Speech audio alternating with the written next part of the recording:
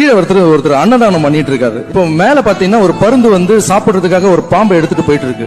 அந்த பாம்புல இருந்து ஒரு துளி விஷம் கீழே அன்னதானம் பண்ற இதுல போட்டுட்டான், அது விழுந்துருச்சு. அப்படியே அந்த அன்னதானம் ஸ்டாப் ஆயிடுச்சு. இப்ப சித்திரகுப்தன் போய் சாமி கிட்ட கேக்குறாரு, இந்த பாவ கணக்கை வந்து அந்த அன்னதானம் போட்டாரு அவர் பேர் மேல எழுதிடலாமான்னு. 4 பேருக்கு சாப்பாடு போடுறாரு, அவர் மேல எப்படியா நீ எழுதுவ? அப்ப அந்த பருந்து மேல போடலாமா அப்படின்னு. பருந்து அது சாப்பிடறதுக்காக இறைய எடுத்துட்டு போச்சு, அது மேல எப்படி போட முடியும்? அப்ப பாம்பு மேல போடலாமா? அதுவே உயிருக்கு பயந்து துடிச்சிட்டு இருக்கு, அது மேல நீ எப்படி போடுவ?